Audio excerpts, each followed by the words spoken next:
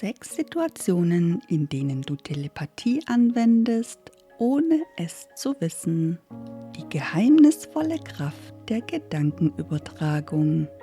Gedankenkraft ist in jedem Gedanken vorhanden, auch in deinen. Man braucht nur zu wissen, wie man Gedankenkräfte erkennt, verstärkt und praktisch anwendet. Wenn dich das Thema interessiert, bleib dran. Wer kennt es nicht? Du denkst an einen geliebten Menschen und kurze Zeit später ruft er an. Der Begriff Telepathie entstammt dem Griechischen und setzt sich aus den Silben Tele wie fern und Pathos empfinden zusammen. Telepathie kann verschiedene Gestalten annehmen und erreicht uns auf unterschiedlichste Weise. Als formulierte Gedanken, in Form von Bildern oder vagen Gefühlen und Eindrücken, als Traumbotschaft, mittels automatisches Schreibens, in hypnotischen Zuständen, aber auch beim geistigen Heilen. Dabei wird deutlich, dass Telepathie nicht nur eine Sonderform der Kommunikation zwischen den Menschen ist, sondern zum Beispiel ebenso zwischen Mensch und Tier oder Mensch und nicht körperlicher Wesenheit. Alles ist Schwingung, ob Funkwellen, Handywellen oder WLAN-Schwingungen. Es gibt ein noch subtileres Schwingungsspektrum und darüber transportieren sich Gedankenwellen. Jeder Mensch ist fähig, Gedankenübertragung zu senden oder zu empfangen. Wer telepathische Fähigkeiten übt, kann Gedanken lesen oder mit der Kraft der Gedanken sogar Gegenstände ohne physischen Kontakt bewegen, genannt die Telekinese. Die Fähigkeit zur Telepathie oder Telekinese ist abhängig von der schöpferischen Frequenz auf mentaler Ebene. Für viele Parapsychologen gilt es daher als sicher, dass übersinnlich veranlagte Motive, Emotionen, Eindrücke und Empfindungen von Lebewesen empfangen oder Gedanken auf andere übertragen können. Verschiedene Forscher halten die Telefontelepathie für eine Form der Gedankenübertragung. Rupert Sheldrake, ein Biologe aus Großbritannien, hat das Phänomen der Vorahnung, wenn jemand zu einer bestimmten Zeit anruft, mehrfach mit moderner Kommunikationstechnologie untersucht. Er hat dabei durchweg positive Ergebnisse erhalten. Auch hat er die Telepathie zwischen Mensch und Tier erforscht. Wer sich dafür interessiert, ich füge seine Homepage in die Infobox. Obwohl telepathische Experimente nicht wissenschaftlich anerkannt sind, befassen sich namenhafte Forscher und Organisationen seit Jahrzehnten mit der Interaktion zwischen Materie und Geist. Aber schauen wir uns das mal gemeinsam an. Nummer 1. Telepathie zwischen Eltern und Kind. Vor allem Mutter und Kind sind tief verbunden und nicht selten spürt die Mutter, wenn es ihrem Kind nicht gut geht. Diese Verbundenheit ist Telepathie. Wir Menschen haben nur verlernt, sie bewusst einzusetzen. Schon im Mutterleib ist das Baby ein fühlendes Wesen und nimmt die Gefühle der Mutter und seiner Umgebung wahr. Die telepathische Kommunikation kann dir in vielen Bereichen des Lebens eine Stütze sein, dein Kind besser zu verstehen, gemeinsam Lösungen zu finden und es so zu begleiten, dass es zu einer glücklichen, zufriedenen und stabilen Persönlichkeit heranwächst. Es gibt viele Menschen, die Bekannten im Traum oder in der Meditation vor der Geburt Kontakt zu den Seelen ihrer zukünftigen Kinder gehabt zu haben. Mit Beginn einer Schwangerschaft verbindet sich die Seele mit ihrer zukünftigen Mutter. Von diesem Augenblick an hält sie Kontakt zu ihren künftigen Eltern. Wer um diese Zusammenhänge weiß, kann bereits vom Moment der Empfängnis an eine bewusste Verbindung mit der aus der höheren Welt wieder herabgestiegenen Seele knüpfen. Diese achtsame Vorbereitung einer Inkarnation bereitet sowohl die Mutter als auch das zur Geburt bereitende Kind auf die kommende gemeinsame Zeit vor. Nummer 2. Liebende kommunizieren telepathisch. Bei Menschen ist Telepathie am stärksten unter Familienmitgliedern, engen Freunden und natürlich Liebespartnern ausgeprägt. Fühlst du eine unerklärliche mentale Verbindung zu jemandem, auch wenn diese Person nicht in der Nähe ist? Hast du das Gefühl, dass du mit ihr sprechen kannst, ohne ein einziges Wort zu verwenden? Wenn zwei Menschen eine tiefe telepathische Verbindung teilen, können sie sich erreichen, obwohl sie riesige Ozeane trennen. Wenn du aufrichtig in jemanden verliebt bist, kannst du in die Gedanken dieser Person eindringen, ohne dass sie es überhaupt merkt. Auch wenn diese Person im Büro beschäftigt ist, kannst du dich in dessen Gedanken einhacken, indem du sanft an sie denkst. Du kannst sie auch mit deinen telepathischen Kräften sexuell erwecken. Diese Person wiederum kann dasselbe für dich tun. Die telepathische Verbindung zwischen zwei Menschen ist ein Wunder. Leider nutzen auch okkulte Gruppierungen die Art der Telepathie, um Manipulation für ihre Zwecke zu betreiben. Darauf möchte ich aber hier nicht weiter eingehen. Nummer 3. Telepathischer Kontakt zwischen Mensch und Tier. Tiere können nicht sprechen, wurde uns beigebracht. Und doch ist es möglich, das Gespräch zwischen Mensch und Tier. Die Tiertelepathie ist etwas Bodenständiges, das es schon immer gegeben hat, wenn wir bereit sind, unseren sechsten Sinn zu trainieren, die Gedankenstille zum Beispiel durch Meditation zu erlernen und zu erreichen. Dann können wir auch unsere telepathischen Fähigkeiten wiederentdecken. Der Versuch, mit seinem Tier telepathisch in Kontakt zu treten, kann ein einfacher Weg dieses Trainings sein. Tiere sind offen für das telepathische Gespräch und zeigen uns den Weg zu einer telepathischen Kommunikation zwischen uns Menschen. Telepathie, die Sprache des Herzens.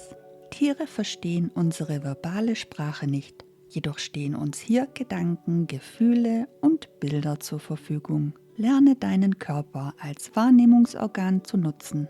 Unser Herz umgibt ein elektromagnetisches Feld, das sich weit über den Körper hinaus ausdehnt. Lerne mit deinem Herzen zu sprechen und Informationen zu senden und zu empfangen. Lerne in Verbindung zu sein mit der Aura, diese sehen, spüren und wahrnehmen. Auraschichten wahrnehmen, ausstreichen und energetische Impulse zur Heilung setzen. Die meisten Kinder nutzen diese Kommunikationsform so lange mit ihren Tieren, bis sie von anderen ausgelacht werden oder ihnen es von Erwachsenen als Quatsch ausgeredet wurde. Nummer 4. Naturvölker kommunizieren noch heute so. Unsere Naturvölker kommunizieren noch heute über weite Entfernungen hinweg miteinander. Alle Menschen bringen die Fähigkeit zur Telepathie von Geburt an mit. Die telepathische Fähigkeit ist also keine neue Fähigkeit. Sie ist uralt, wird aber leider vergessen und unterdrückt. Dadurch verkümmern unsere feinen Sinne im Laufe des Erwachsenwerdens in unserer hochtechnisierten Welt mit Lärm und Reizüberflutung. Mit dem Hör-, Seh- und Riechsinn haben wir Menschen auch den sechsten Sinn erhalten. Alle diejenigen, die ohne Worte kommunizieren wollen, können das tun, wenn sie ihren sechsten Sinn trainieren. Telepathie kann jeder lernen. Nummer 5.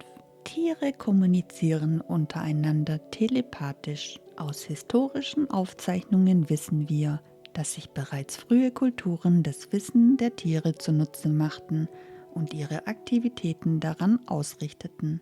Darüber hinaus gibt es viele Hinweise und Geschichten von Tieren, die Katastrophen ankündigen.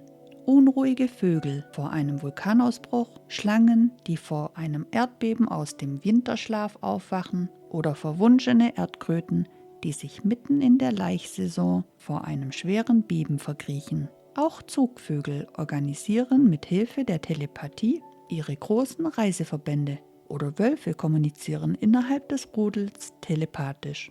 Wenn die Tiere verrückt spielen, lauf weg vom Meer und geh ins Hochland, singen indonesische Kinder schon seit Jahrhunderten in einem Kinderlied. Tatsächlich berichteten Menschen auf Indonesien, dass Elefanten vor dem Tsunami von der Küste ins Landesinnere geflohen sind. In unserer heutigen technikbasierten Gesellschaft haben diese Fähigkeiten der Tiere aber ihre Bedeutung verloren und so blieb dieses Warnsignal unbeachtet. Nummer 6. Telepathie durch die Meisterdrüse. Vor mehreren tausend Jahren kamen Yoga-Praktizierende zu dem Schluss, dass es im menschlichen Körper ein besonderes Organ gibt, die Drüse pinealis, auch Zirbeldrüse genannt. Sie ist dafür verantwortlich, Signale zu empfangen und die Impulse der Wellen wahrzunehmen, die durch die Gehirnaktivität entstehen. In diesem Fall kann das Signal sowohl absichtlich als auch unbewusst wahrgenommen werden. Die Zirbeldrüse oder auch Epiphyse ist ein endokrines Organ, eine Hormondrüse, die auch als Meisterdrüse unseres Hormonsystems bezeichnet wird. Sie ist die oberste Instanz des Hormonsystems und wirkt auf unzählige Körperprozesse ein. Doch nicht nur für ein körperliches Gleichgewicht ist die Zirbeldrüse enorm wichtig, sie hat zudem eine spirituelle Dimension. Die Zirbeldrüse produziert DMT, eine Substanz, die auch in halluzinogenen Pflanzen enthalten ist. DMT macht möglich, neue Gedankenstrukturen und Empfindungen zu manifestieren. DMT ist für unser Glück und unsere Euphorie verantwortlich, aber auch für paranormale Effekte wie Zeitreisen oder eine Veränderung der Zeitwahrnehmung. Telepathie ist weit mehr als Hören, Fühlen, Riechen, Sehen und Tasten mit dem gewöhnlichen Sinnesapparat. Die Gedankenübertragung von Geist zu Geist präsentiert sich als faszinierendes Phänomen. Doch wie funktioniert die telepathische Übertragung?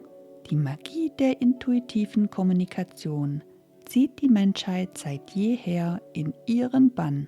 Wer die Gedanken anderer lesen kann, gelangt auf nichtverbale Art an Informationen. Neurowissenschaftler beschreiben mit Telepathie spezielle im Gehirn aktivierte Muster, die Auskunft über Erfahrungen und Erlebnisse geben. Kann das denn jeder? Für das Wahrnehmen von Gedanken, Bildern und Gefühlen bedarf es keiner besonderen Begabung.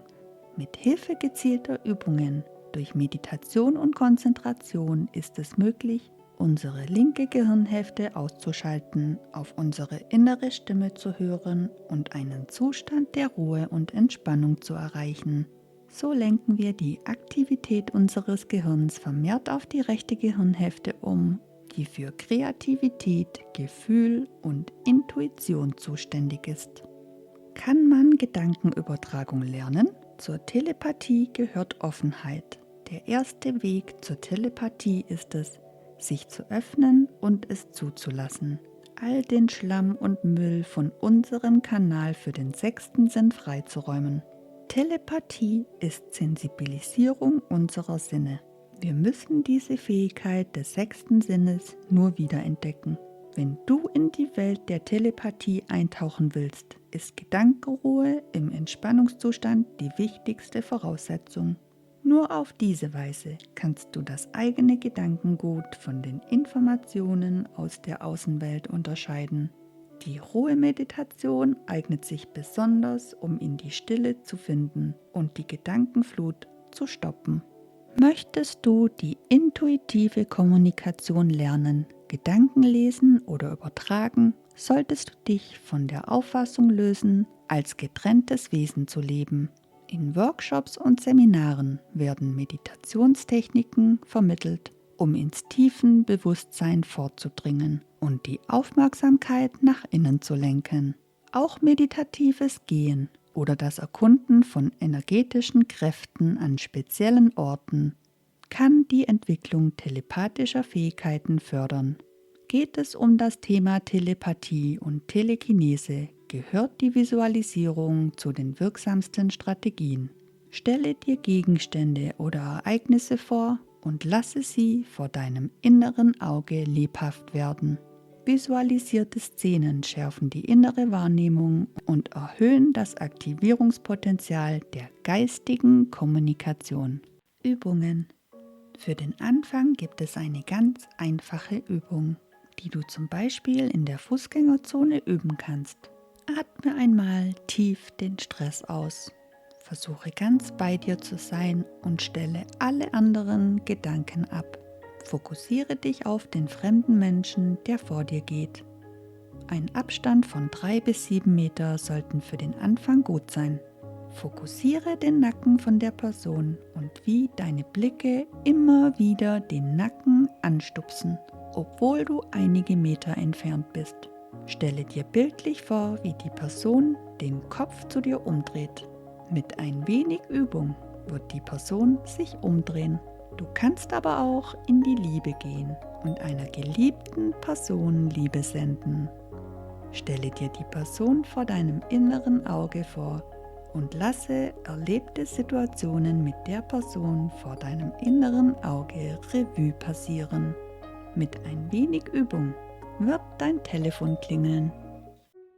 Aber was hat es nun mit dem 6. Sinn auf sich? Intuition, Hellsehen, Hellhören, Hellfühlen und die erweiterte Wahrnehmung dienen etwas Höherem. Sie versetzen uns in die Lage, wieder zur Einheit mit der Quelle allen Seins zurückzufinden, die persönliche Schöpferkraft zu entfalten und die eigene Realität zu gestalten. Sie eröffnet die Möglichkeit, uns wieder mit der Urliebe verbunden zu fühlen und legt uns den Schlüssel in die Hände, mit der Unvollkommenheit der Welt so vollkommen wie möglich umzugehen. Telepathie, die Sprache des Herzens. Hast du schon Erfahrungen mit Telepathie gemacht? Schreib mir gerne in die Kommentare. Jeder Kommentar erhält wie immer ein Herz. Dankeschön fürs Zuschauen. Bis zum nächsten Mal. Und vergiss nie, du bist geliebt. Über ein Abo würde ich mich natürlich riesig freuen.